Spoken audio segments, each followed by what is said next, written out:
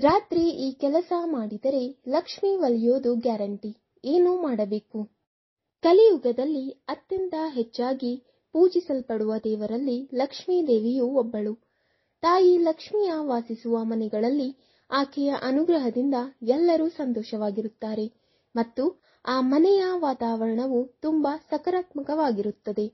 ವಾಸ್ತುಶಾಸ್ತ್ರದ ಪ್ರಕಾರ ಅಂತಹ ಮನೆಗಳಲ್ಲಿ ಸಕಾರಾತ್ಮಕ ಶಕ್ತಿಯ ಸಂವಹನವಿರುತ್ತದೆ ಮತ್ತು ಧನಾತ್ಮಕ ಕಂಪನಗಳು ಆ ಮನೆಗೆ ಹೊಸ ಶಕ್ತಿಯನ್ನು ನೀಡುತ್ತದೆ. ಮನೆಯ ಮಹಿಳೆಯರನ್ನು ಲಕ್ಷ್ಮೀ ದೇವಿಯ ರೂಪವೆಂದು ಪರಿಗಣಿಸಲಾಗುತ್ತದೆ.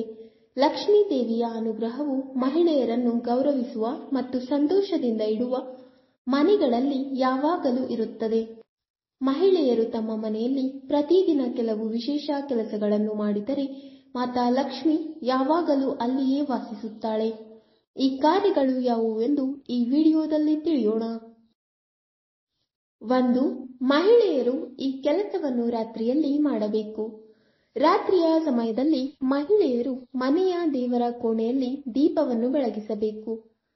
ರಾತ್ರಿಯಲ್ಲಿ ಪ್ರತಿದಿನ ದೀಪ ಬೆಳಗುವ ಮನೆಯಲ್ಲಿ ತಾಯಿ ಲಕ್ಷ್ಮಿಯ ಅನುಗ್ರಹ ಯಾವಾಗಲೂ ಇರುತ್ತದೆ ಎನ್ನುವ ನಂಬಿಕೆ ಇದೆ.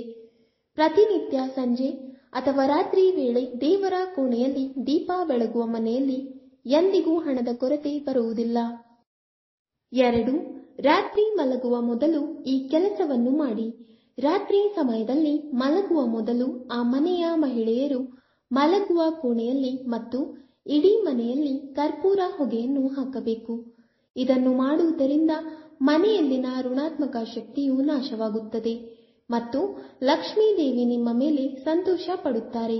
ಮಲಗುವ ಕೋಣೆಯಲ್ಲಿ ಕರ್ಪೂರದ ಹೊಗೆಯನ್ನು ಹಾಕುವ ಮೂಲಕ ಗಂಡ ಮತ್ತು ಹೆಂಡತಿಯ ನಡುವಿನ ಜಗಳಗಳು ಕೊನೆಗೊಳ್ಳುತ್ತವೆ ಮತ್ತು ಸಂಬಂಧದಲ್ಲಿ ಮಾಧುರ್ಯ ಹೆಚ್ಚಾಗುತ್ತದೆ. ಕುಟುಂಬದ ಇತರ ಸದಸ್ಯರೊಂದಿಗೆ ನಿಮ್ಮ ಸಂಬಂಧವು ಉತ್ತಮವಾಗಿರುತ್ತದೆ. 3. ಯಾವಾಗಲೂ ಹಿರಿಯರನ್ನು ಗೌರವಿಸಿ. ಮಹಿಳೆಯರನ್ನು, ವೃದ್ಧರನ್ನು ಮತ್ತು ಅವರ ಅಳಿಯಂದಿರನ್ನು ಗೌರವಿಸುವ ಮತ್ತು ಅವರ ಹೆತ್ತವರನ್ನು ಚೆನ್ನಾಗಿ ನೋಡಿಕೊಳ್ಳುವ ಮನೆಯಲ್ಲಿ ತಾಯಿ ಲಕ್ಷ್ಮಿ ಕೂಡ ಸಂತೋಷವಾಗಿರುತ್ತಾಳೆ. ಮನೆಯ ಮಹಿಳೆಯರು ಮಲಗುವ ಮುನ್ನ ಮನೆಯ ಹಿರಿಯರ ಆಶೀರ್ವಾದವನ್ನು ತೆಗೆದುಕೊಂಡು ಅವರಿಗೆ ಏನಾದರೂ ಬೇಕೇ ಎಂದು ಕೇಳಿಕೊಂಡು ನಂತರ ಮಲಗಬೇಕು. ಇದನ್ನು ಮಾಡುವುದರಿಂದ ಅವರ ಮನೆಯಲ್ಲಿ ಸಂತೋಷದ ವಾತಾವರಣವಿರುತ್ತದೆ ಮತ್ತು ಕುಟುಂಬ ಸದಸ್ಯರಲ್ಲಿ ಪ್ರೀತಿ ಇರುತ್ತದೆ. 4.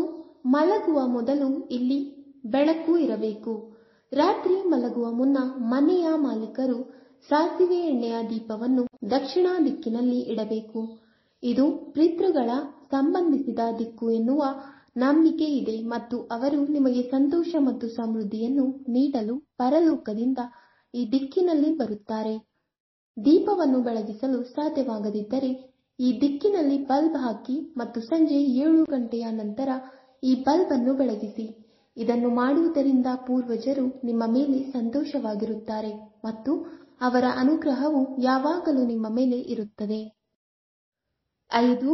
ಚದುರಿದ ಸರಕುಗಳು. ಕೆಲವು ಜನರು ಸೋಮಾರಿತನಕ್ಕೆ ಬಿದ್ದು ರಾತ್ರಿಯಲ್ಲಿ ತಮ್ಮ ಮನೆಯಲ್ಲಿ ಚದುರಿದ ವಸ್ತುಗಳನ್ನು ಹಾಗೆ ಬಿಟ್ಟು ಮಲಗಲು ಹೋಗುತ್ತಾರೆ. ಈ ತಪ್ಪನ್ನು ಎಂದಿಗೂ ಮಾಡದಿರಿ. ಇದನ್ನು ಮಾಡುವುದರಿಂದ ನಿಮ್ಮ ಮನೆಯಲ್ಲಿ ನಕಾರಾತ್ಮಕ ಶಕ್ತಿಯ ಪರಿಣಾಮವು ಹೆಚ್ಚಾಗುತ್ತದೆ ಮತ್ತು ನೀವು ಬೆಳಿಗ್ಗೆ ಎದ್ದಾಗ ನಕಾರಾತ್ಮಕತೆಯು ಮನೆಯಾದ್ಯಂತ ಹರಡಿಸುತ್ತದೆ. ಇಂತಹ ಮನೆಗಳಿಂದ ಲಕ್ಷ್ಮೀ ದೇವಿಯು ಹೊರನಡೆಯುತ್ತಾಳೆ. 6. ಮುಖ್ಯ ಗೇಟ್ ಈ ರೀತಿ ಅಲ್ಲ. ಕೆಲವು ಜನರು ಕುಟುಂಬದೊಂದಿಗೆ ತಡರಾತ್ರಿಯಲ್ಲಿ ಹೊರಗಡೆಯಿಂದ ಬಂದಾಗ ತಮ್ಮ ಬೂಟುಗಳನ್ನು ಮನೆಯ ಮುಖ್ಯ ದ್ವಾರದಲ್ಲೇ ಬಿಡುತ್ತಾರೆ. ಇದು ತುಂಬಾ ತಪ್ಪಾದ ವರ್ತನೆ. ಲಕ್ಷ್ಮೀ ದೇವಿಯು ಮನೆಯ ಮುಖ್ಯ ಬಾಗಿಲಿನ ಮೂಲಕ ನಿಮ್ಮ ಮನೆಯನ್ನು ಪ್ರವೇಶಿಸುತ್ತಾಳೆ ಎನ್ನುವ ನಂಬಿಕೆ ಇದೆ. ಇದರಿಂದ ಲಕ್ಷ್ಮೀ ದೇವಿಯು ಮನೆಗೆ ದುರಾದೃಷ್ಟವನ್ನು ತರುತ್ತಾಳೆ. ಆದ್ದರಿಂದ ರಾತ್ರಿಯಲ್ಲಿ ಮಲಗುವ ಮೊದಲು ಶೂಗಳು ಮತ್ತು ಬೂಟುಗಳನ್ನು ಮನೆಯ ಮುಖ್ಯ ದ್ವಾರದಿಂದ ದೂರವಿಟ್ಟು ಮುಖ್ಯ ದ್ವಾರವನ್ನು ಸ್ವಚ್ಛಗೊಳಿಸಿ. ವೀಕ್ಷಕರೇ, ನಿಮಗೆ ಈ ವಿಡಿಯೋ ಇಷ್ಟವಾದಲ್ಲಿ ಲೈಕ್, ಶೇರ್ ಅಂಡ್ ಕಮೆಂಟ್ ಮಾಡಿ.